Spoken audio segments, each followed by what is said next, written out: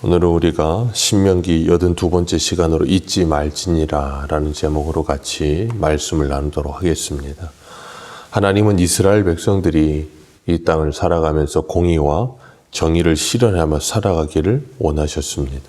그래서 가나안 땅에 극상품 포도열매를 맺도록 극상품 포도를 심으셨다고 이사야 5장에는 말씀하고 있습니다.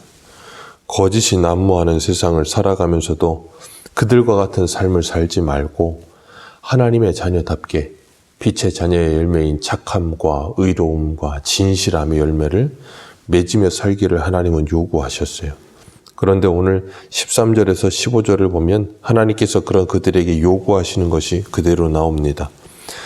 두 종류의 저울추를 갖지 말라는 거예요. 큰 것과 작은 것을 넣지 말라. 그 말은 공정한 저울을 사용하고 하나의 저울만은 사용하라는 거죠. 눈속임을 하지 말라는 거예요. 그러면서 하나님께서는 그 두 가지 저울추를 가지는 것은 하나님께 가증한 것이라 그렇게 말씀하세요. 그건 하나님께만 가증한 게 아니라 사람들도 그것을 가증하게 생각하죠. 눈속임을 하는 것.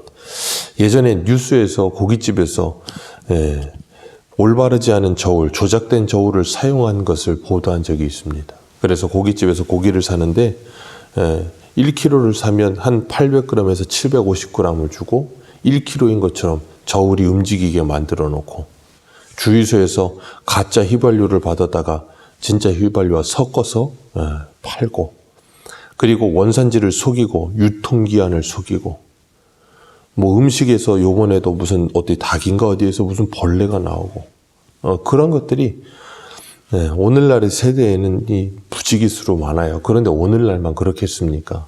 이 당시에도 가나안 땅에서 속고 속이는 일들이 어마무시하게 많았던 거예요. 하나님은 그런 세상을 사는 그리스도인들인 이스라엘 백성들에게 그렇게 살지 말라는 거예요. 그렇게 살아서 부자 돼서 아무 의미 없다는 거예요.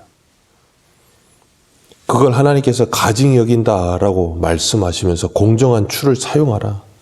부당하게 이득 얻고 부자가 되어 그렇게 살고자 하는 그 인간의 욕심이 일만하게 뿌리가 되고, 그 돈을 사랑하면 일만하게 뿌리가 되면 그 욕심이 사람을 망가뜨린다는 것을 하나님께서 말씀하고 계시는 겁니다. 그래서 하나님께서는 이렇게 말씀하세요. 15절에 오직 온전하고 공정한 추를 두며 온전하고 공정한 되를 둘 것이라. 그리하면 내 하나님 여호와께서 내게 주시는 땅에서 내가 내 날이 길리라. 네가 장수할 것이다. 그러니 정직하게 살아라. 하나님의 자녀답게 살아라. 그렇게 말씀하고 계시는 거예요. 하나님께서 이 땅에서 장수하는 길이 바로 공정하게 하나님의 자녀답게 사는 것이다 라고 구약에 가르치고 계시는 거예요. 오늘 우리에게는 어떻게 가르치시겠어요? 우리에게는 장수가 아니고 영생이 주어지는 길이다 라고 가르치시는 거예요. 하나님의 자녀라면 그렇게 사는 것 아니다 라고 말씀하시면서 이 땅에서부터 영생을 살라는 거예요. 하나님의 자녀답게 이 땅에 하나님의 나라를 세워가며 하나님과 동일한 삶을, 하나님과 동일하게 거룩하게 지어져가는 삶을, 하나님을 닮아가는 삶을 살라는 거죠. 하나님은 이렇게 아주 작은 실생활의 부분, 그들의 삶의 일거수일투족을 사소한 것까지도 말씀하시면서 그들이 거룩한 하나님의 자녀답게 사는 것이 무엇인지를 가르치시는 거예요. 거룩이라고 하는 것은 추상적이거나 관념적인 것이 아니라 실제적이라는 것을 가르치시는 겁니다. 그들의 삶과 밀접하게 연결이 되어 있다는 거예요. 그러니까 예배당 안에서 거룩이 아니라 그 거룩은 일터에서, 시장에서 그들이 삶을 살고 있는 그 삶의 자리에서 거룩이 이루어져야 된다는 거예요.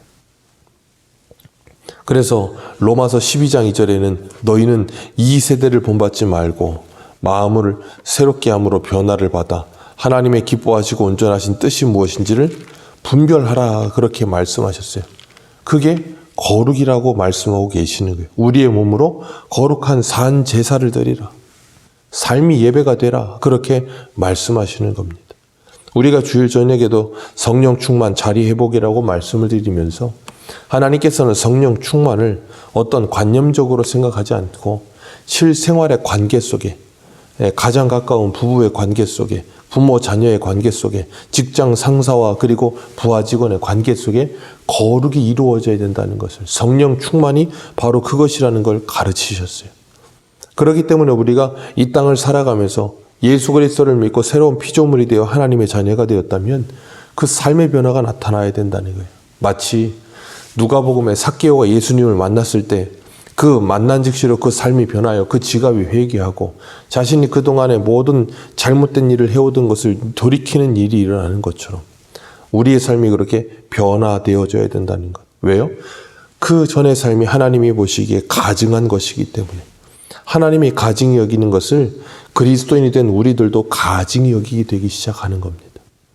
그리고 17절에서 19절을 보면 하나님께서 아말렉에 대하여 기억하라 그렇게 말씀하세요. 아말렉이 애굽에서 나오던 날 너희들에게 행한 그 일을 기억하라. 피곤하여서 뒤처져 있는, 뒤에 떨어져 있는 약한 자들을 공격한 그 아말렉을 기억하라는 거예요. 하나님께서 출애굽기 17장에서 그 아말렉과 전쟁하게 하시면서 모세가 여호수아를 명하여 백성들과 함께 나가 싸우게 하고, 모세는 아론과 훌과 함께 산에 올라가서 손을 들고 기도하죠.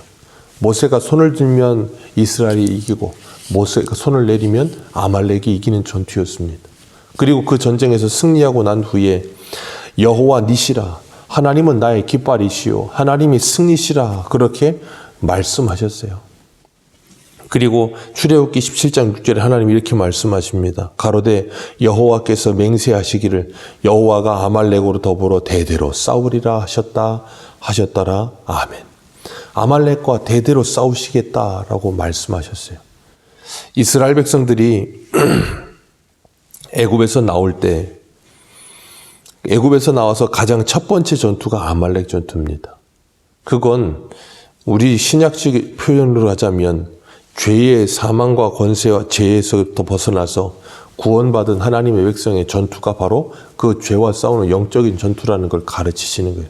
그래서 이 아말렉은 지리적이거나 지명적인 나라의 아말렉이 아니라 하나님의 백성들에게 싸움을 걸어오는 죄를 끊임없이 말씀하시는 거예요. 그래서 하나님께서 대대로 그 아말렉과 싸우시겠다라고 말씀하시는 거거든요. 그렇기 때문에 하나님께서는 그 아말렉을 진멸하라, 그들이 행한 일을 기억하고, 19절에는 너희들에게 준 그 가나안 땅의 사방의 모든 적을 너희들이 다 잠재우고 안식이 주어질 때 천하에서 아말렉을 기억하고 지워버려라 라고 말씀하시면서 그걸 잊지 말라는 거예요. 오늘날 우리에게 말씀하시는 건 죄를 지워버리라는 거예요. 죄는 그 모양이라도 버리라, 그 명령을 잊지 말라는 거예요. 히브리서 12장에서는 말씀하시죠. 죄와 싸우되 피 흘리기까지는 싸우지 않았느니라. 피 흘리도록 죄와 싸우라는 거예요. 철저하게 그 죄와 싸워서 그 죄를 제거하여 지면에서 지워버리라라고까지 말씀하세요.